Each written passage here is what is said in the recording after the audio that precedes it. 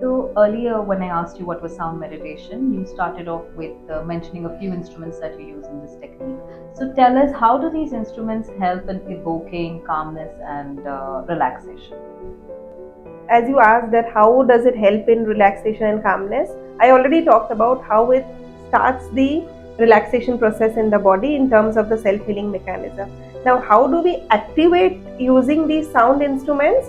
It totally depends on the energy over that period of time when the person is lying down, and when we start playing different kind of instruments. Mostly it is the Tibetan singing bowls, or we use the tuning forks, or we use a combination of chimes and rattles, and or it is just a guided meditation, means I will just be guiding with affirmations and speaking, right? So that itself will transport you to a state where you start relaxing each and every part of the body.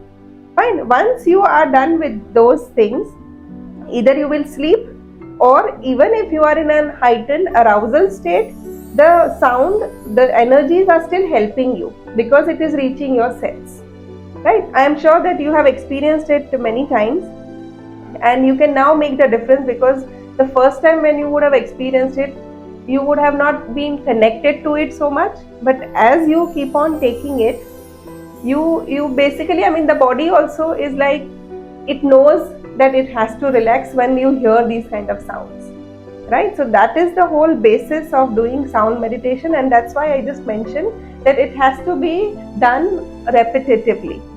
Okay, and along with the other things, along with the other adjustments that you have to make in your lifestyle to get a proper holistic effect.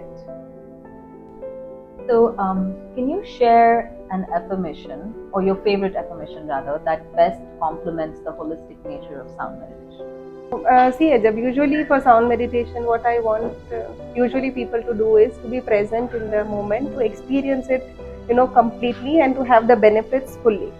So that's why my favorite affirmation would be, I'm here and I'm present in the now, and embrace this present moment. That's wonderful.